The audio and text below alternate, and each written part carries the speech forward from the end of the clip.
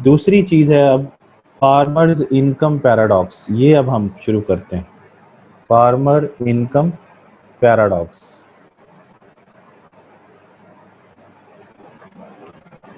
दूसरी चीज़ farmer farmer farmers income paradox, इसको फार्मर इनकम पैराडॉक्स भी कहते हैं या इसको कहते हैं वेदर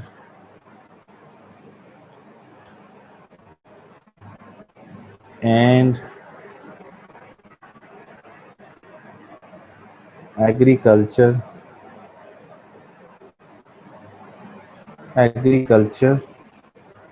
आउटपुट। एक ही सवाल है, ठीक है जी। अच्छा, अब इसमें जो है चीज़ वो ये कि पैराडॉक्स किसे कहते हैं। पैराडॉक्स कहते हैं conflict between theory and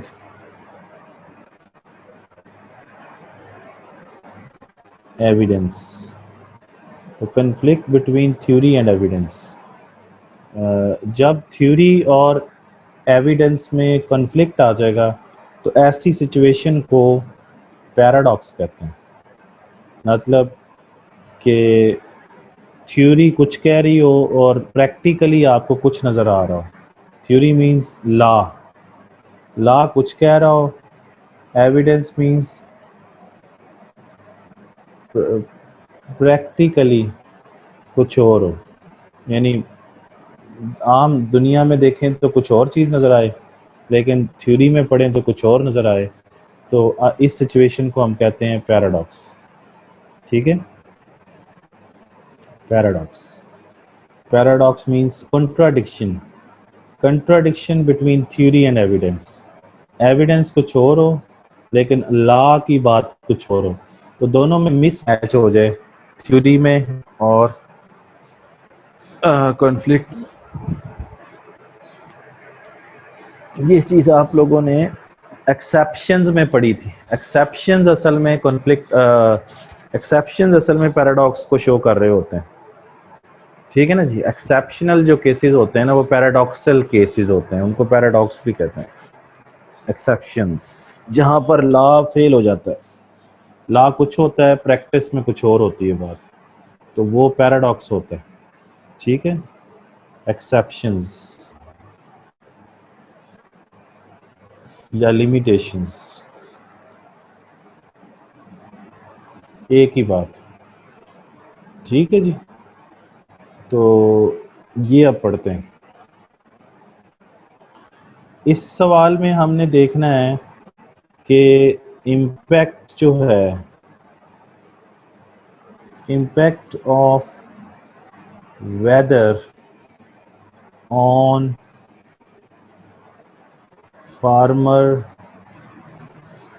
farmers income. Weather का यानी हम ये कहते हैं कि farmers income is a function of weather, यानी how weather affects the farmers income. Weather का फार्मर्स इनकम पे क्या फ़र्क पड़ता है। तो अब आपको तो ये नज़र आएगा कि वेदर अच्छा होगा, बारिशें होंगी, टाइम पर होंगी, जिस तरह का मौसम चाहता है किसान वैसा ही रहेगा, तो किसान की इनकम, किसान की आउटपुट बढ़ जाएगी और उसकी इनकम बढ़ जाएगी, ये आपको लगता है ना। ज़्यादा प्रोड्यूस करेगा वो, ज़्यादा आउटपुट प्रोड्यूस होगी, ये मतलब आपको लगता है ना, कि यानी वेदर अगर जिस तरह का वेदर चाहता है वो उसी तरह का ही वेदर है, क्लाइमेट है ना। वेदर या क्लाइमेट एक ही बात है, वेदर या क्लाइमेट। तो जिस तरह का वो मौसम चाहता है वैसे ही है, यानी फेवरेबल वेदर, जिस जिस फेवरेबल वेदर, फेवरेबल वेदर होगा तो आउटपुट ज़्यादा होगी, आउटपुट किसानों की ज़्यादा होगी, एग्रीकल्चर आउटपुट ज़्यादा होगी, तो उन इनकम भी ज़्यादा होगी।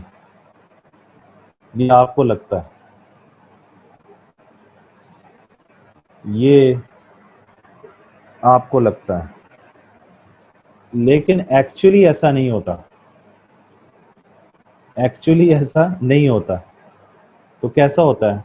ये मतलब थ्योरी है, ये थ्योरी है, लेकिन एविडेंस क्या है? एविडेंस ये है कि फेवरेबल वेदर है,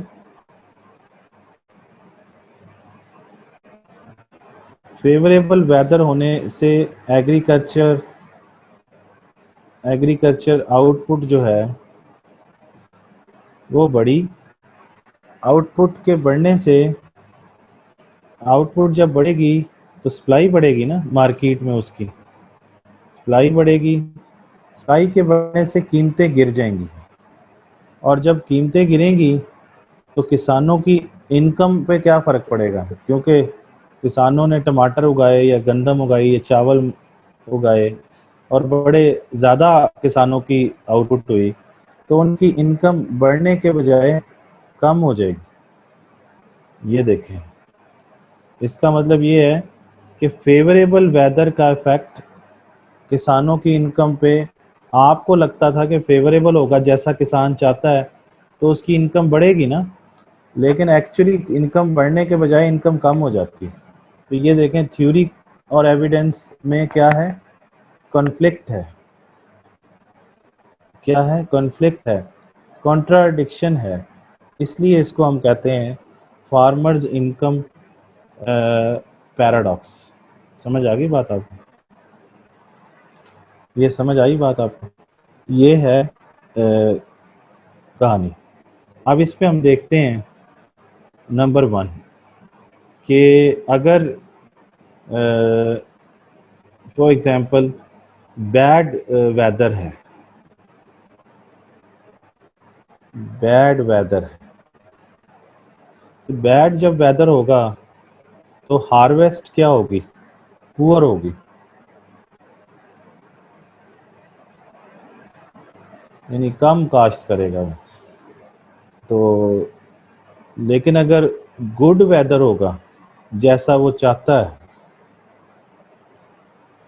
गुड वेदर होगा तो क्या होगा है? तो वो गुड हार्वेस्ट करेगा, ठीक है ना। जब बैड वेदर होगा और पुअर हार्वेस्ट होगी तो उसकी, इसका मतलब ये है कि आउटपुट क्या हो जाएगी? कम। आउटपुट जब कम होगी तो सप्लाई भी क्या हो जाएगी? कम। जब सप्लाई कम होगी तो कीमतें ज़्यादा, जब कीमतें ज़्यादा मिलेंगी तो किसानों की आमदनी क्या हो जाएगी? बढ़ जाएगी। समझ रहे? इसका मतलब ये हुआ कि बैड वेदर किसानों के लिए ज़्यादा बेहतर है। ये बिल्कुल अजीब सी बात है कि बैड वेदर जो है वो किसानों के लिए क्या है? बेहतर है।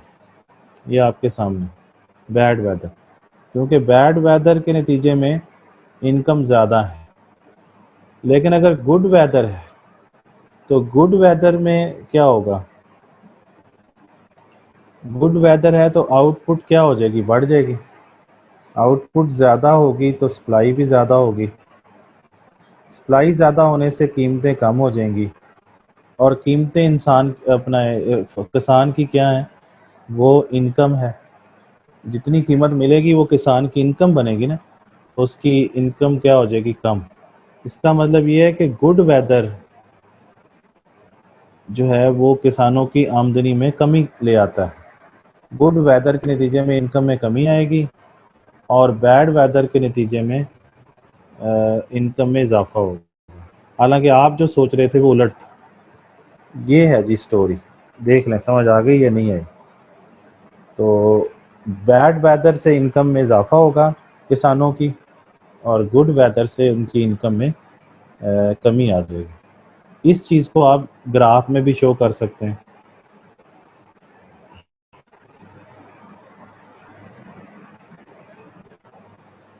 यहाँ पे आप पहला जो बनाएं,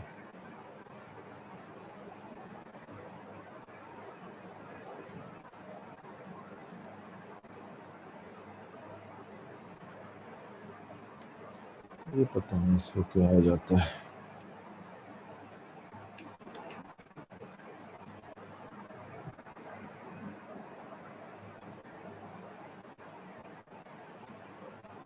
अच्छा, इसमें पहला हम बनाते हैं, वो बना लेते हैं पुअर हार्वेस्ट।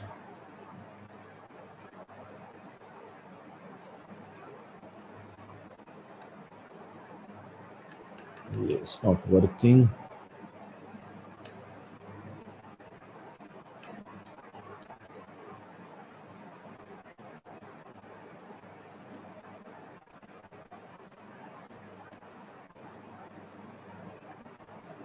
पुअर पुअर ये सारा नहीं सही लिखा जा रहा। Just a minute.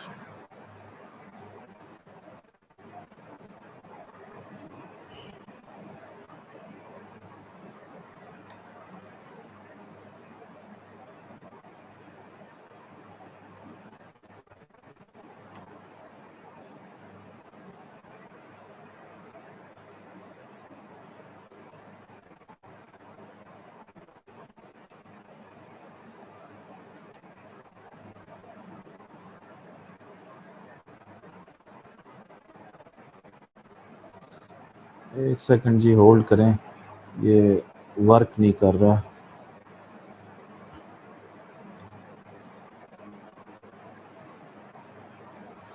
अच्छा चलें, पुअर हार्वेस्ट पहले शो करते हैं।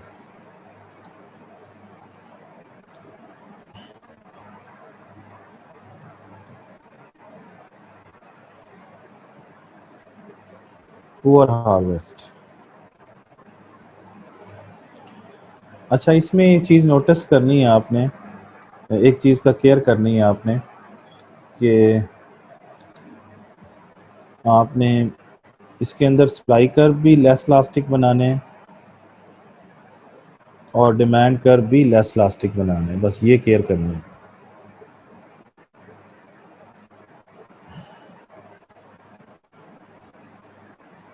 ठीक है, ये यहाँ पे इक्विलिब्रियम हो गया और यहाँ पे पुअर हार्वेस्ट शो करना है हमें। तो पुअर हार्वेस्ट शो करने के लिए क्या करेंगे, ये एक दोबारा बना लेते हैं। यहाँ पे नंबर 1 क्या है, पुअर हार्वेस्ट।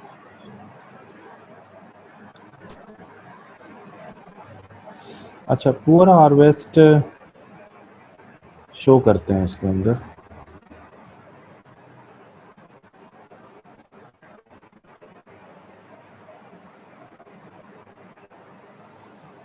मैंने एक चीज़ कही है कि इसमें आपने लेस इलास्टिक डिमांड कर्व बनाने हैं और लेस इलास्टिक ही सप्लाई कर्व बनाने हैं। ये मैंने आपको शुरू में भी बताई थी बात। तो ये लेस इलास्टिक सप्लाई कर्व और ये लेस इलास्टिक की डिमांड कर्व। अब क्या होता है, यहाँ पर इक्विलिब्रियम होता है, ये प्राइस आ जाती है आपके पास और इसको पी नॉट कह लीजिए और इसको क्यू नॉट कह लीजिए। यहाँ पर इक्विलिब्रियम हुआ, इसको ए पॉइंट कह लीजिए। अब पुअर हार्वेस्ट होगी तो सप्लाई कर्व पे क्या फ़र्क पड़ेगा, सप्लाई कम हो जाएगी, है ना। सप्लाई को कम कर दीजिए,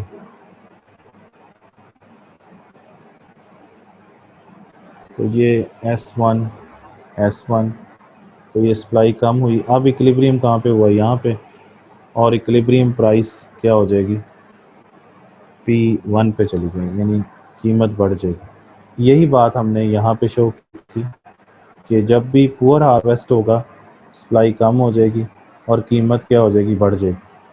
ठीक है ना। और यहाँ पर भी आप देखें कि सप्लाई के कम होने से क्या फ़र्क पड़ा है। सप्लाई के कम होने से क्वांटिटी भी कम हो गई है और कीमत क्या हो गई है, बढ़ गई है। ठीक है जी, ये पुअर हार्वेस्ट का डायग्राम है। दूसरा जो है वो आपने बनाना है गुड हार्वेस्ट।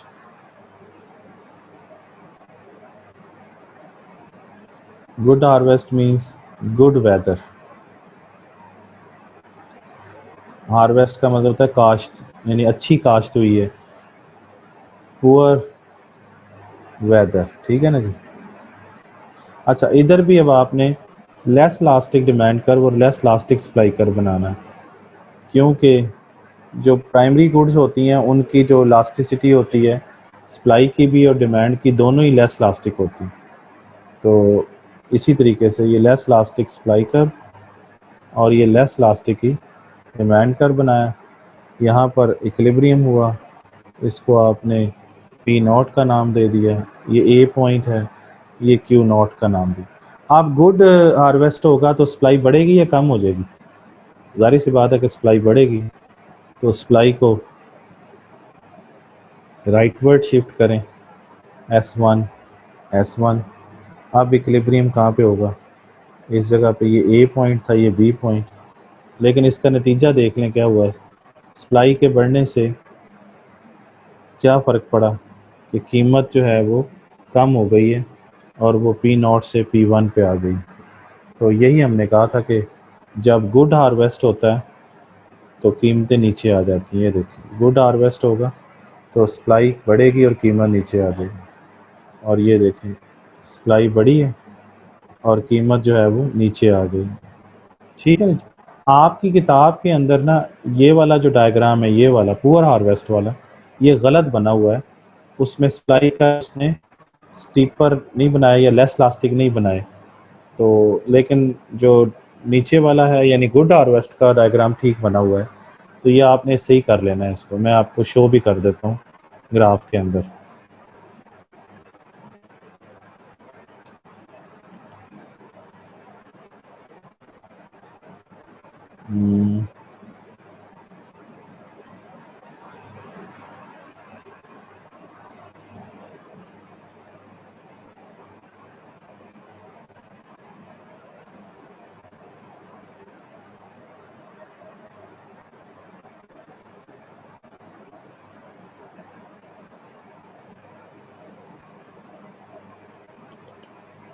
ये देखें, ये मैंने आज आपको पढ़ाया है, हॉग साइकिल समझाया। ये आपके सामने हॉग साइकिल है, ठीक है ना जी, ये हमने पढ़ लिया।